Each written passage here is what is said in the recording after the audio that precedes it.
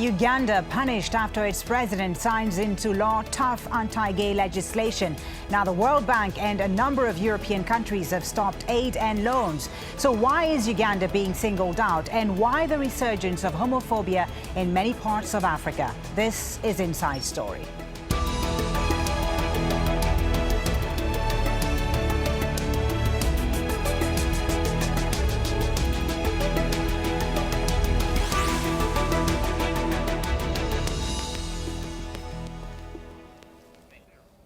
Hello and welcome to Inside Story. I'm Fuli Batibo. It's been described as Africa's most draconian anti-gay legislation, a law signed by the Ugandan president that punishes homosexuality with a maximum penalty of life imprisonment and criminalizes its promotion. The law has been criticized by Western countries, including Denmark, Norway and the United States. And now the World Bank has taken a stand on the issue, postponing a $90 million loan that was supposed to help Uganda's healthcare system.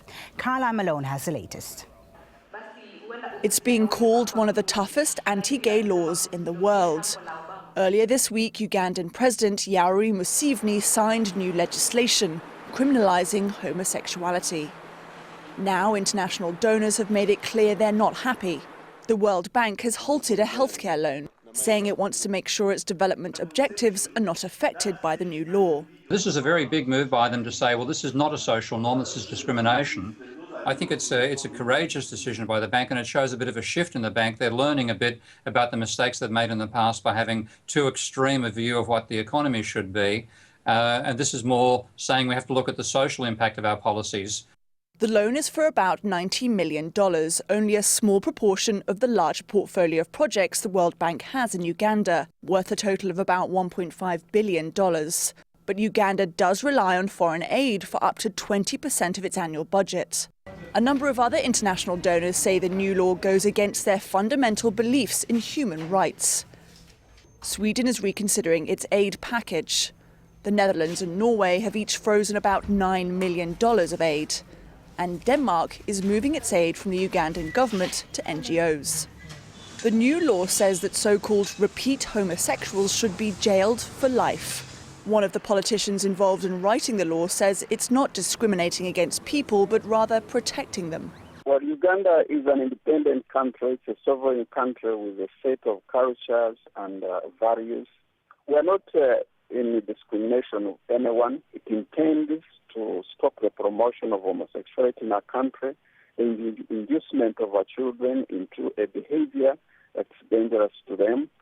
Whether you believe that or not, it is clear that Uganda's new laws are enough for some international donors to withdraw their support. Caroline Malone, Al Jazeera. So what is motivating these tough new laws on homosexuals in Africa, and what impact are they having on the community on the continent? Let's bring in our guests. In Nairobi, Eric Gitari, director of the National Gay and Lesbian Human Rights Commission. He's also a human rights lawyer. In London, BC Alimi, a Nigerian social commentator and an advocate for gay rights. And joining us on the line from the Ugandan capital, Kampala, is David Bahati. He's a Ugandan member of parliament, and he proposed the anti-gay bill in his country. Welcome to you all on this edition of Inside Story. Mr. Bahati, if I could start with you and hear your reaction to the World Bank's decision to postpone this loan for Uganda.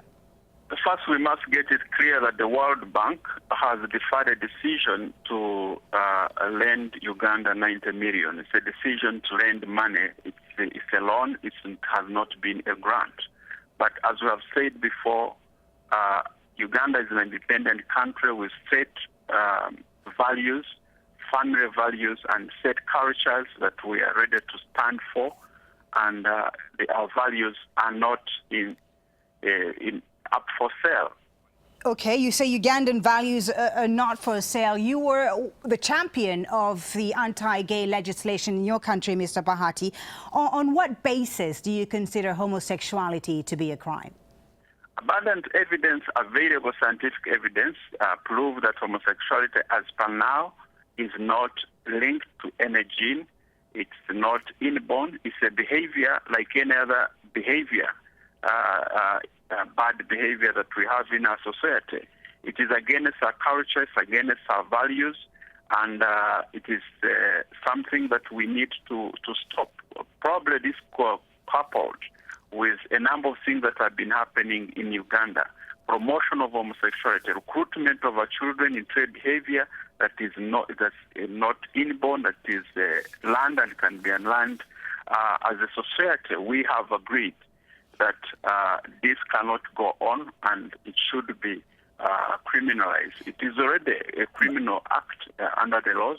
What this new law brings into force is to strengthen the existing laws to include promotion, stop promotion, inducement of our children. But why strengthen the existing laws, sir? Are gays hurting anyone by their actions in Uganda? Who are they hurting?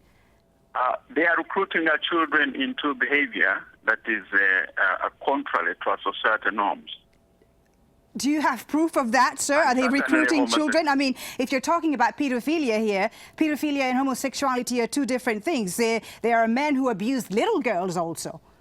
The evidence we have is abundant. That's why this law is supported by all Ugandans, because we know what is happening. The promotion of homosexuality in our country, the threat to the tradition of family as we know it between a man and a woman, is something that we cannot go on looking when our society is being destroyed.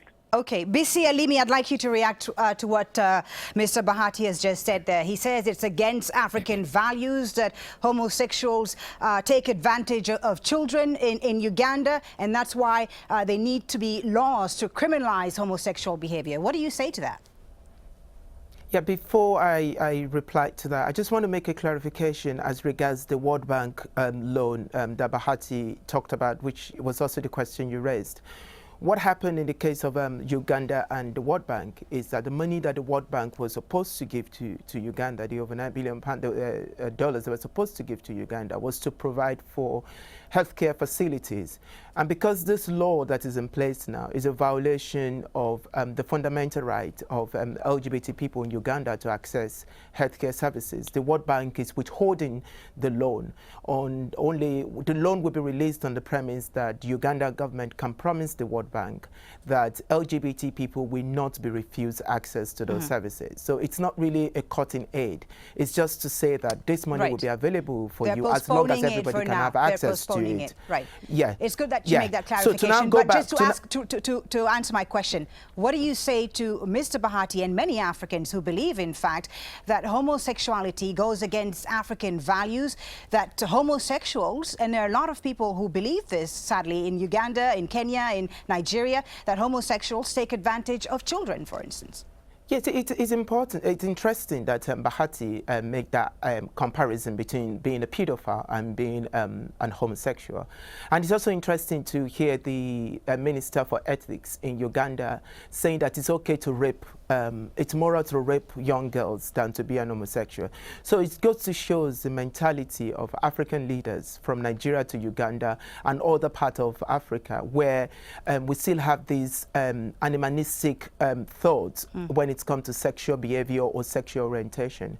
I'm surprised with the level of education that Bahati has. He studied in America, and I know that during his time in America, he must have mixed with people from different races, different color, different sexuality. And he's coming to Uganda all in the name of politics to bamboozle the people and make them believe that he's on their side. This same Bahati will not stand up for pedophilic act where lives of children are being seriously harmed even within the family setting, where parents are raping their children or using their children as a means of making money by selling them for sex. But he's standing up against people who innocently harm nobody, just like in the question you raised. Bisi Alimi, let's get Mr. Bahati to respond to that. Mr. Bahati, there are those who say, like Bisi, that the only reason you support this legislation in Uganda is because you want to further your political career, that this legislation, it's basically more simple to be legislating morality in Uganda, and it's more easier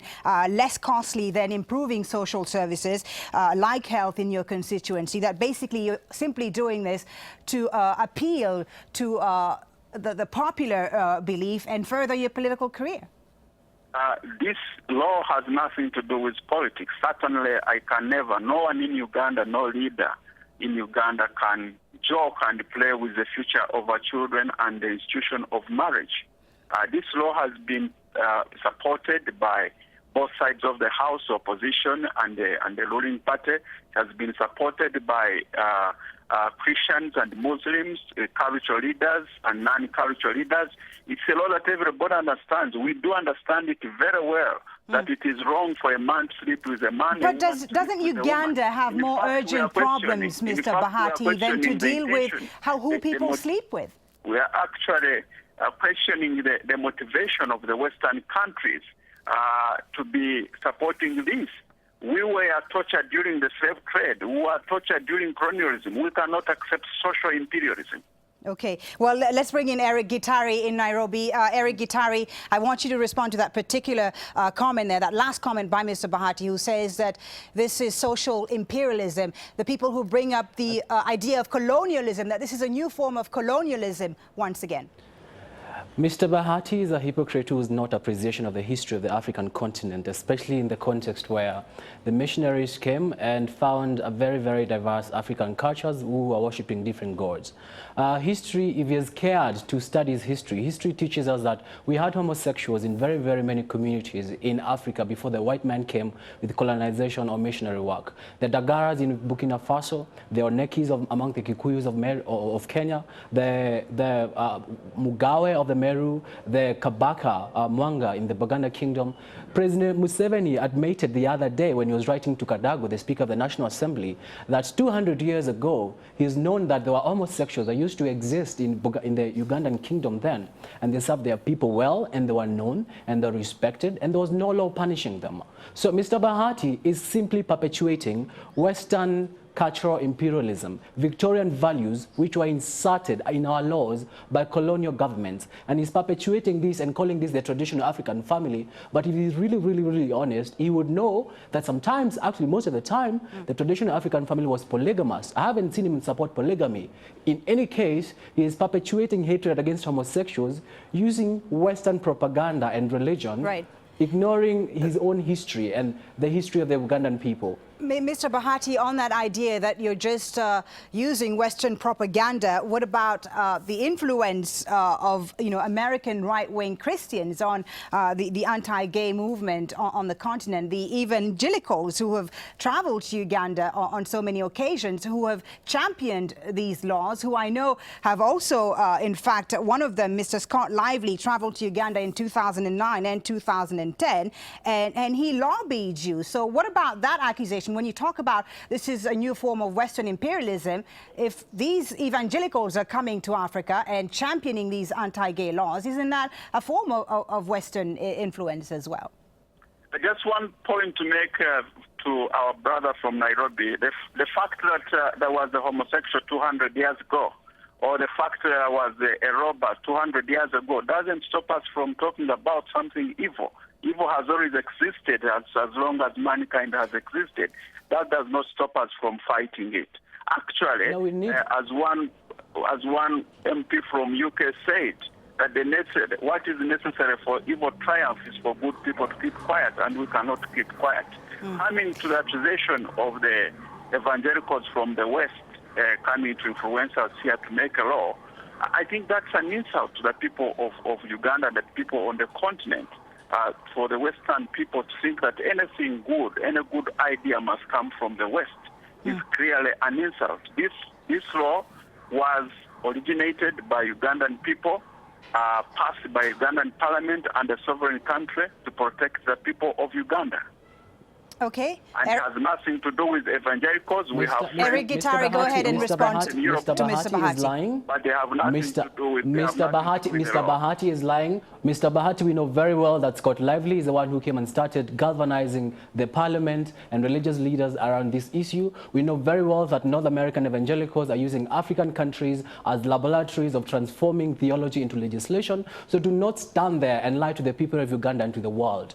You are misleading people, and this is not about protecting our children. Here. Because already Uganda has, no, Mr. Bahati, Uganda has sufficient laws to protect children from molestation. And if anyone is defiling a child, whether they are straight or gay, they should go to jail. They should be prosecuted. But two consenting adults who are not harming society in any way, in the privacy of their bedrooms where they choose to express themselves, I don't see where you bring your values. I have not seen you going protecting these traditional values and defending the children who are not getting enough nutrition in the villages. I have not seen you going to defend these mothers. 16 mothers die every day in Uganda from maternal deaths. I have not seen you stand for African values of peace, of love.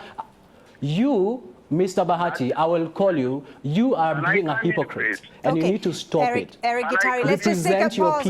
Mr. Bahati, I'll let you answer Eric in just a second, but I want to take a pause and broaden this out a little bit more. We've been talking about Uganda, of course, but views on homosexuality vary across the African continent. There are still a handful of places where you can be sentenced to death for being gay. Mauritania, for instance, Sudan, northern Nigeria, and southern Somalia are among them. Then there are the countries where homosexuality is illegal and can land you in prison. Uganda, of course, which you've mentioned, but also other countries like Kenya, Ghana, Ethiopia, and Egypt. But there are also countries on the African continent where being gay is legal. South Africa, Burkina Faso, and the Democratic Republic of Congo fall into that category. So, Mr. Bahati, I mean, Uganda is not an exception, obviously, but there are countries on the African continent who have accepted that they can be homosexuals and that they have a right, that they are a minority that need to be protected, like in any democracy. Well, that's why we are saying we enter this battle with mutual respect. We know that, for example, in America alone, there are those who support homosexuality, there are those who oppose it. Just yesterday, the issue in Arizona is still alive in our minds. And that's what really we question. Why can't the American government withhold the federal funding to the state of Arizona? Why are they so bothered about Africa if it's not social imperialism? I think we need to have mutual respect. Coming back to my brother from Bahati, the governor of Arizona vetoed the law. That is extremely. Can I complete the sentence, please? You can. Go ahead. And evangelicals they have nothing to do with the Ugandan law. This is a law that was started here, passed by Parliament of Uganda, supported by the people of Uganda to protect the family of Uganda.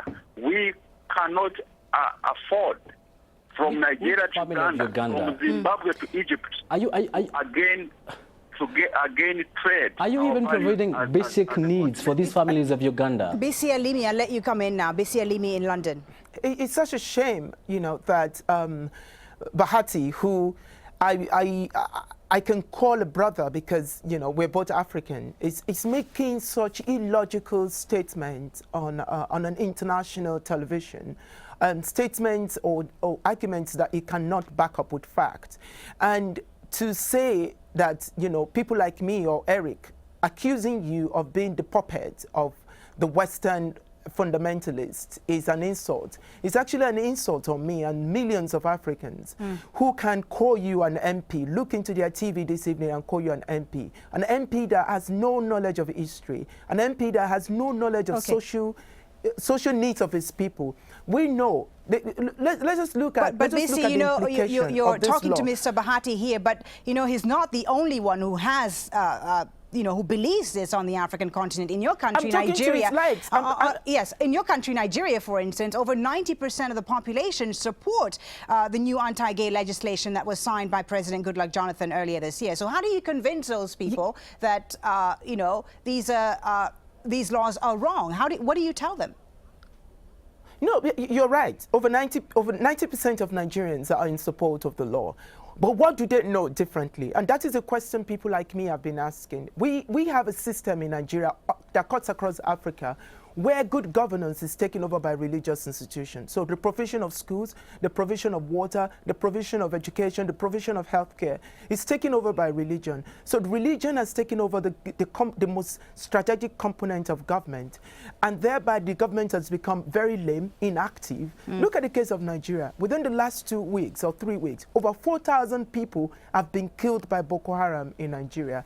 And in all intents and purposes, the best that the Nigerian government can give to Nigerian people is an anti-gay law. What is the comparison there? What is the relationship between the killing of innocent Nigerians by Boko Haram and the provision or putting in place of a law like anti-gay law? BC, if you can just tell us briefly about your own experience. I know you fled Nigeria and you're in London now because you received death threats in Nigeria. What was it like to be an openly gay man in Nigeria? It was bad, but it's not as bad as it is now. And I just want people to know that what I experienced in 2004 is nothing, absolutely nothing compares to what is happening on the continent of Africa now. Within 24 hours after the law in Uganda was passed, we got news that a gay couple, one of them was killed in Uganda. Less than a week after the Nigerian law was passed, we had videos of people being forced to have sex in public by people who accuse them of being homosexuals. We have cases in Abuja where people were rounded up and beaten mercilessly, their properties were stolen, and these people were rendered homeless. Is that the kind of democracy Bahati, Jonathan, and all African leaders, is that the kind of democracy, the legacy they are planning to leave behind for the generation that are coming behind? Mr. Bahati in Kampala, he has a point there. Isn't the rule of law in democracy to protect the minority rather than to criminalize them? If Uganda aspires to be a democracy, shouldn't they be protecting these minorities? Homosexuality is not an issue of minority. It's a crime. What makes it a crime? What makes it a crime? When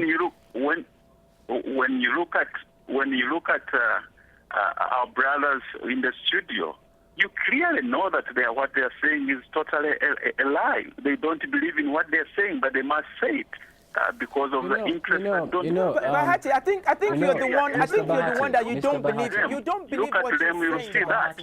But the point, Bahati, you do not believe. You do not believe what you're saying, Bahati. I read the law. I read the law while I was coming down here, and I had a conversation with my cab driver. I told the cab driver, I said, can somebody commit a crime of homosexuality? Or can somebody attempt to commit a crime of homosexuality? The driver laughed. The driver said, yes, somebody can attempt to commit a crime of homosexuality if the person is straight. But the person is homosexual, you cannot attempt to commit a crime of who you are. So that shows in attempt that, you and your government set up a scientific. You set up. Excuse me, Bahati. Can I finish? You set up a scientific team to prove if homosexuality is inborn or not. The scientists came back and they said homosexuality is inborn, and then you still went ahead and put this law in place. BC, I'm going to give you the last word because unfortunately we're running out of time. BC, what do laws like these, like the one in Uganda or Nigeria, how do they affect your work, and how do they affect the gay and lesbian community on the continent? Just how tough has it become? I think what we are seeing is what happened in Nigeria, what happened in Uganda is creating a ripple effect. Last week we had members of our parliament coming together saying that sodomy laws in Kenya need to be enforced and new and stricter laws need to be introduced. But for us to understand this anti-homosexual wave across Africa, we need to go back and look at colonization and how it happened.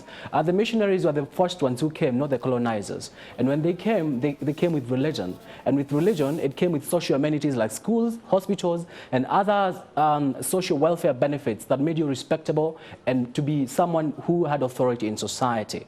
So they found a multiplicity of African gods who used to allow sexual fluidity, like the Mami Water in Nigeria. To the present, she takes male and female lovers. So they came and started using these social amenities as a tool to get people into the new religion. And the person who did not agree with the new religion was an outsider. What has happened is that people who benefited from these social amenities, Bahati, Ko, and so many of us, have gone ahead and became a gatekeeper of our own history, of our own brothers who do not have anything that is outside, as they call the Western influence. But what we need to understand is this, that Nigeria, Uganda, Zimbabwe, Gambia, what we are seeing are politicians using these anti-gay laws as a distraction from political corruption and using them to gain votes, especially when election years are coming in. Eric, unfortunately, we've run out of time. Thank you so much. This is a very interesting conversation, an important conversation to have right now. Sadly, we've run out of time. Hopefully, we can have another of these conversations very soon here on Al Jazeera. Thank you very much, Eric Gitare in Nairobi, BC Alimi in London. And on the line from Uganda, MP David Bahati. Thank you all for being on Inside Story. And thank you as well for joining us. As always, if you want to send your feedback, comments and suggestions on shows that we should do, you can email us at insidestory@aljazeera.net. From me, Foliba Thibault, thank you for watching.